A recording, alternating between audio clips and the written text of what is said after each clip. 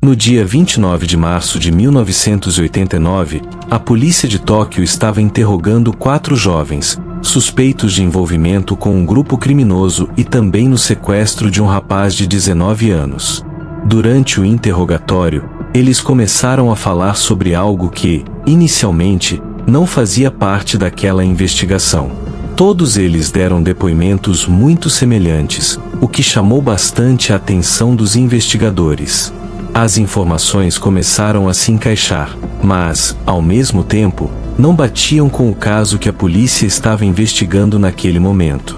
Então, os agentes decidiram ouvir cada um deles separadamente, e foi aí que perceberam que, na verdade, aqueles jovens estavam falando sobre outro crime, um crime extremamente grave.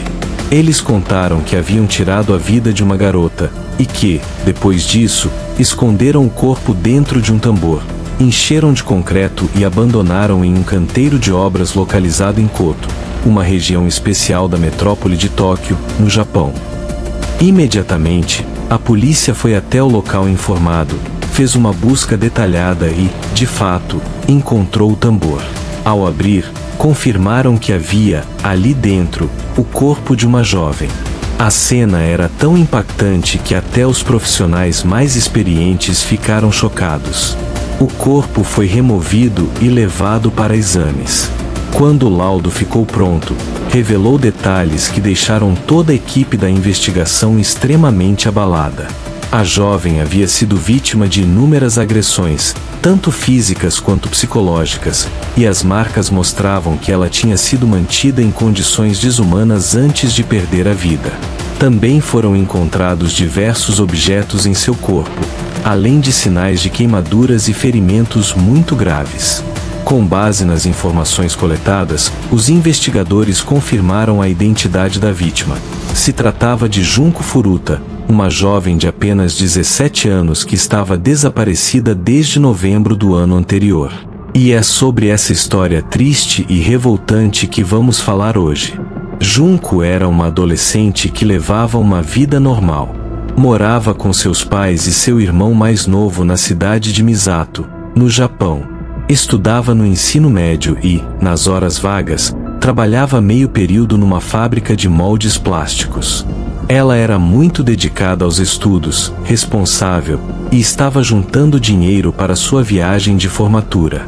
Era uma jovem simpática, inteligente, bonita e extremamente esforçada. Infelizmente, essa combinação de qualidades acabou chamando a atenção de pessoas que não tinham boas intenções. Entre elas estava Hiroshi Miyano, um jovem de 17 anos, conhecido por ter envolvimento com gangues locais. Hiroshi fazia parte de um grupo com mais 3 rapazes: Joe Ogura, de 16 anos, Shinji Minato, de 16, e Yasushi Watanabe, de 17. Eles tinham fama de intimidar colegas e até moradores da região, sempre se aproveitando do medo que as pessoas sentiam das suas ligações com criminosos.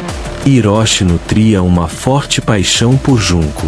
Chegou, inclusive, a se declarar para ela, mas Junko, de forma educada, recusou. Só que essa rejeição não foi bem aceita por ele. No dia 25 de novembro de 1988, enquanto Junko voltava do trabalho de bicicleta, Hiroshi e Shinji a avistaram passando por uma rua mais isolada. Foi então que colocaram em prática um plano cruel. Hiroshi pediu que Shinji derrubasse Junko da bicicleta, simulando um acidente. Na sequência, Hiroshi, fingindo ser gentil, se aproximou para ajudá-la. Como eles se conheciam da escola, Junko não desconfiou e aceitou a ajuda, acreditando que ele realmente queria ajudá-la a chegar em casa. Só que, ao invés disso, Hiroshi levou Junko para um local isolado e, usando ameaças contra ela e sua família, iniciou uma série de atos extremamente violentos. Na mesma noite, chamou os outros 3 amigos, que também participaram. A princípio, eles planejavam libertá-la depois, mas logo perceberam que, se fizessem isso, ela poderia denunciá-los. Então, decidiram mantê-la em cativeiro. O mais revoltante é que Junko ficou presa na casa dos pais de Shinji.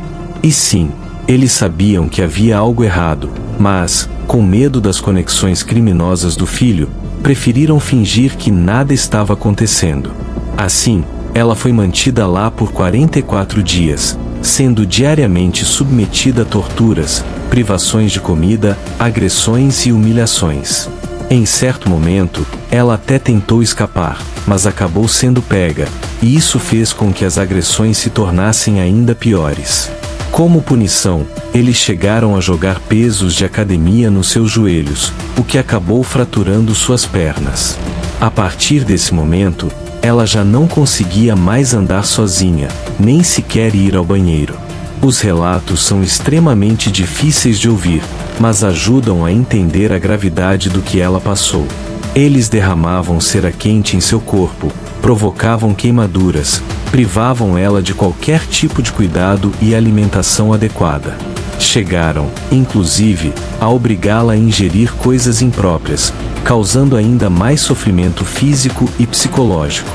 Seu estado de saúde foi se deteriorando rapidamente. Suas feridas não cicatrizavam mais, e em poucos dias, ela já estava completamente debilitada. Chegou um momento em que até os próprios agressores começaram a se incomodar com o estado dela. Ela estava tão machucada, tão ferida, que eles sequer conseguiam olhar direito, mas mesmo assim continuaram com os abusos e agressões. No dia 4 de janeiro de 1989, Hiroshi, após perder dinheiro em apostas, ficou descontrolado. Descontou toda sua raiva em Junko, que, infelizmente, não resistiu aos ferimentos e faleceu naquela noite. Na tentativa de esconder o crime, eles colocaram o corpo dentro de um tambor, encheram com concreto e abandonaram em um canteiro de obras na região de Koto. No dia seguinte, acharam que tinham se livrado de qualquer possibilidade de serem descobertos. Porém, como a gente viu no começo, a verdade veio à tona. Todos foram presos e levados a julgamento. As penas, no entanto, foram consideradas extremamente leves diante da gravidade do crime. Hiroshi Miyano, 20 anos de prisão. Joe Ogura, 10 anos de prisão. Shinji Minato, 9 anos de prisão. Yasushi Watanabe, 7 anos de prisão.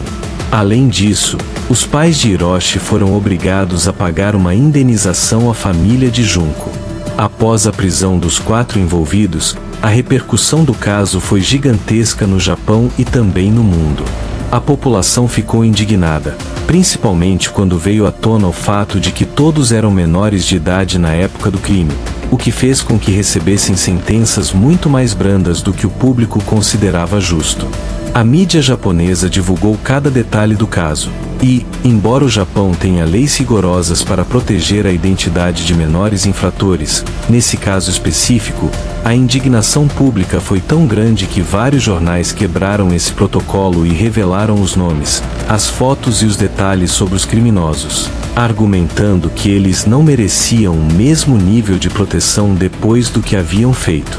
Mesmo após cumprirem suas penas, muitos deles tiveram dificuldades em retomar a vida normalmente. Alguns tentaram mudar de nome, mas a sociedade japonesa não esqueceu. A cada tentativa de reinserção, surgiam protestos, denúncias e resistência por parte da população. No caso de Hiroshi Miyano, após sair da prisão, ele tentou viver longe dos holofotes, mas acabou sendo preso novamente anos depois por envolvimento em outro crime, relacionado a agressões. Isso só aumentou a revolta de quem já considerava a pena que ele havia recebido muito leve. Joe Ogura, outro dos envolvidos, também teve problemas após cumprir sua pena. Ele chegou a se envolver em brigas, foi processado por agredir pessoas e teve diversos conflitos na vida adulta. Mesmo tentando mudar de nome e recomeçar, acabou não conseguindo se desvincular da imagem que ficou marcada para sempre na sociedade. Quanto a Shinji Minato e Yasushi Watanabe, tentaram viver de forma mais discreta após o cumprimento das penas. No entanto, suas famílias foram extremamente afetadas. Os pais de Minato, por exemplo, foram severamente criticados por não terem feito nada durante os 44 dias em que Junko ficou na casa deles. Sofreram rejeição da comunidade, precisaram se mudar e viveram anos com esse peso. A comunidade, até hoje, não esquece. O caso virou tema de livros, documentários, reportagens e estudos sobre os impactos da delinquência juvenil e sobre como falhas no sistema de proteção e justiça podem permitir que casos assim aconteçam. Inclusive, esse episódio gerou uma discussão muito séria no Japão sobre a necessidade de revisar as leis que protegem menores infratores, levantando questionamentos sobre até que ponto alguém deve ser protegido pela idade, independentemente da gravidade do crime. A família de Junko, por sua vez, nunca mais foi a mesma. Os pais entraram em depressão profunda. A mãe precisou de acompanhamento psicológico por muitos anos e, segundo relatos, chegou a ter episódios de colapso nervoso ao saber de todos os detalhes do que a filha havia sofrido. O irmão mais novo também sofreu com o estigma, enfrentando bullying e discriminação por ser parente da vítima. Esse crime ficou conhecido como o caso dos 44 dias, sendo considerado até hoje um dos casos mais tristes, revoltantes e chocantes da história do Japão. Agora me conta aqui nos comentários, o que você achou desse caso? E se você quer acompanhar mais histórias como essa, já deixa seu like, se inscreve no canal e ativa o sininho, porque aqui a gente traz conteúdos que precisam ser lembrados, por mais difíceis que sejam de ouvir.